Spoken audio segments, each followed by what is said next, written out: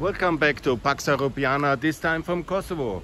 And I know that most of you think that Kosovo is a war-torn disaster area, which is basically completely broken down. And I'm now here in the most luxurious mountain resort of Kosovo in order to show that you are wrong.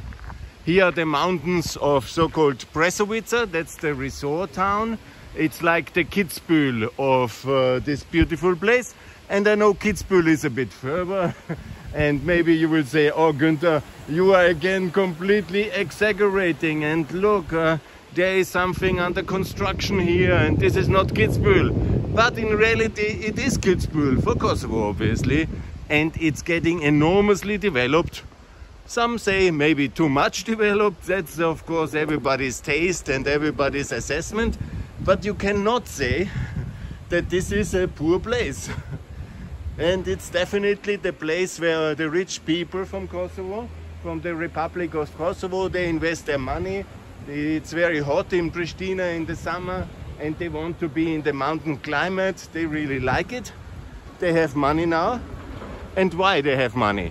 Obviously, I know many people think, oh, the drugs and the war. And in reality, it's because the middle class and the upper class, they were very clever at the time when the EU was smart, when the EU decided to allow Kosovo the euro in 2002 and Montenegro as well. And then the investments, the money which was sent from the diaspora, the EU money, you see a lot of touristic villages here inside. And this money was safe, basically. All investment is safe because of the currency. And obviously because of the NATO-backed stability of Kosovo and the support of the Europeans and the Americans for the stability and development of Kosovo. So all the money was safe and secure. There is no inflation and there is no economic collapse or something like this. It's security. And you see then it's of course the upper class which lives in Kitzbühel. By the way, also I don't have a house in Kitzbühel, and it's quite normal that this is a luxury to have a mountain house in a super resort. That's of course for the upper class. And you see that it is quite spectacular what kind of wealth is at display here in this beautiful mountain resort. I'm walking down the village road. Not from the very top, that's for future. I hope I can make a video from the mountain top as well, where there's the ski center. And this is also a very important strategic asset for the country, similar like Kitzbühel in a way. It's from the prestige level. In Serbia they have Kopaonik, in Austria we have Kitzbühel, here they have Bresovica. And it's a very ethnically divided place. Yeah? In the past, up there, Stripce. I will also make a video about Stripce.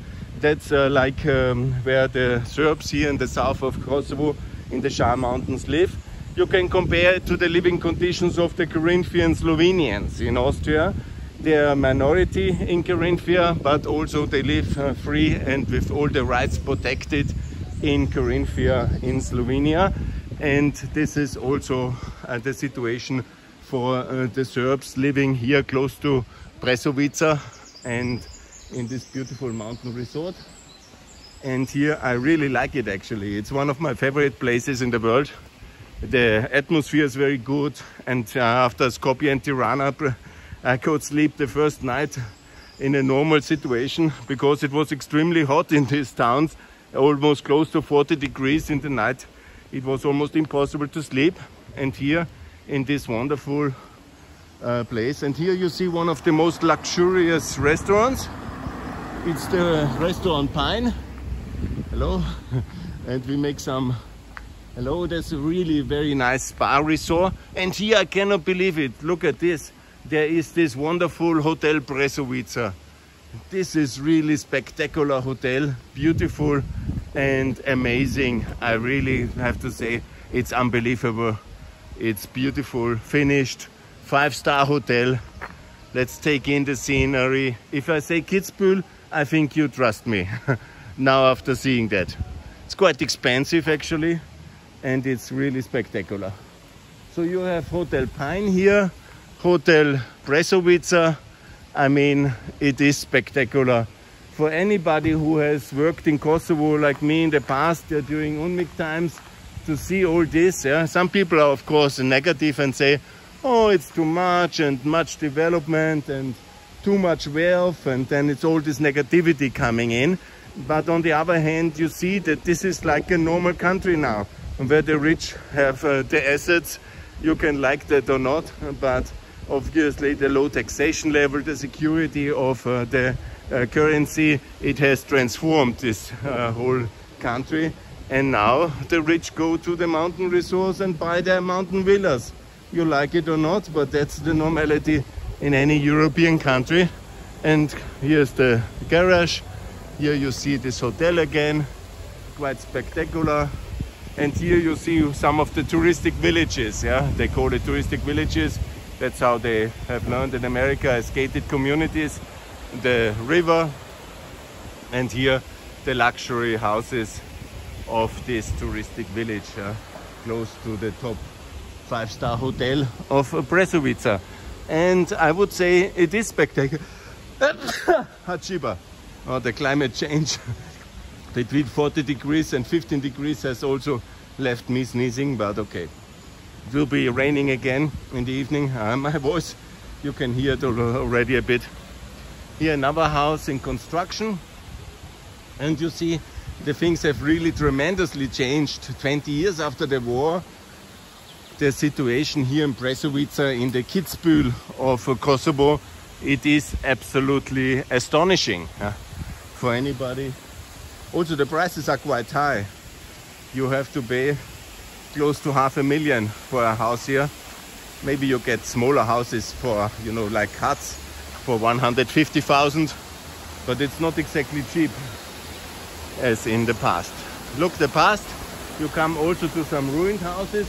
Here also there was a lot of burning of houses after the war, during the war, criminality and of course suppression, then ethnic hatred, and all these things have been at display here during the war in 1999 and in 2000. And yes, now of course some years later, 20 years later, here you see touristic villages, beautiful houses with the typical mountain architecture, and quite spectacular progress, I would say, on all fronts. And here the road is going down to the main parking place, and I can walk you further down and you will be surprised, the whole sides, left and right, another touristic village and another touristic village and another touristic village, until the main road, which is linking Prizren on the west with Ferisaj and the superhighway which Bechtel has built on the east. I have posted some pictures already. Yesterday it was raining a lot, so I didn't do a video, but I can also later do a video of this highway when I go to Pristina in this the second part of my travel. I will also bring you as much as I can some of the war memorials. That's my plan. And I will also show you some of course of the cities, wherever I have the possibilities. I'm just 4 days here, 5 days, so I'm not sure how much I can achieve to bring you this beautiful country closer. But I think starting with the Kitzbühl of Kosovo, with here some Albanians are coming for tourism, and it's an open town, all ethnic groups. Yesterday I heard a lot of Serbian speaking, a lot of Albanian, everybody is here. It's an open place, and it's the road also to the famous ski center on the top, which unfortunately did quite much hopes. It is not developed up to now, and it's still in the very desperate status as far as I know, but I hope I will have the possibility to go up to the top of the mountain. And obviously these are very high mountains, the Jahn mountains with over 2,500 meters, not the highest in the region, but some of the highest. And there's also the hope for major touristic development for the region. Skiing obviously a very important sport here in Kosovo. Many people, and in the region as well, many people like skiing, and it will be, I think, very good for the future. You see, the accommodation is developing, the level is very high, and the future here is the Kitzbühl of Kosovo. It's no doubt about it, and it will be one of the center of, similar like Bansko in Bulgaria, this will be one of the centers of Southeastern European tourism. And obviously some infrastructure needs to be done still, and the gondola from the valley, from Stripse directly up, that is all needed.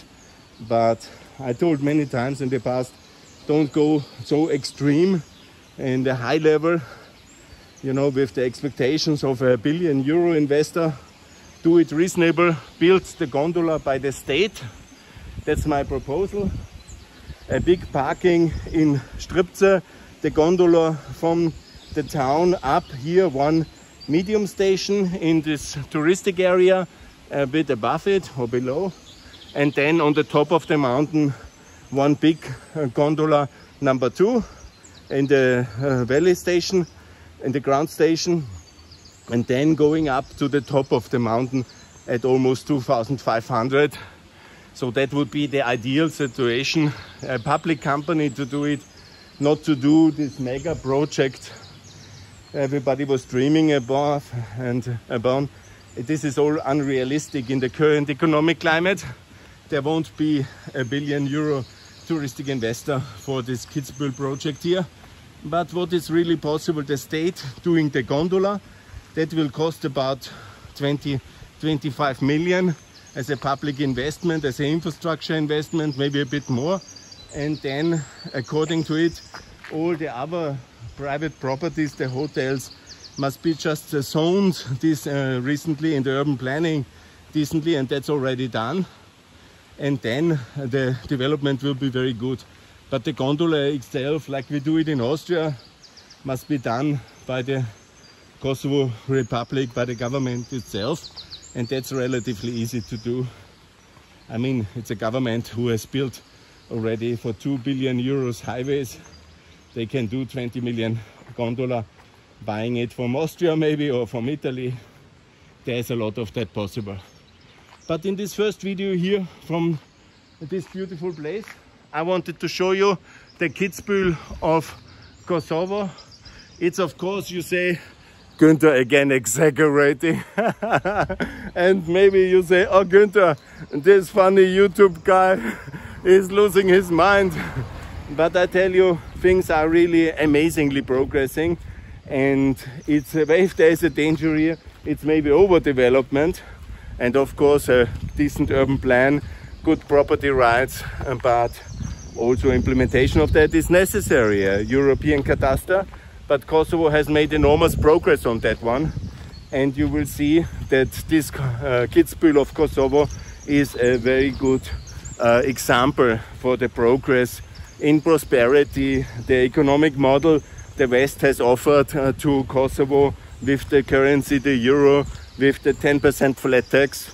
Okay, that was not the West maybe offering it, but some friends of mine and me making the effort to convince everybody. I don't claim the full credit for it, but I'm very proud about it. There's no doubt that we have flat tax here, and not 15%, but 10% as it should be in transition countries. So that's all very good here, and now I will say goodbye with this first video of the day.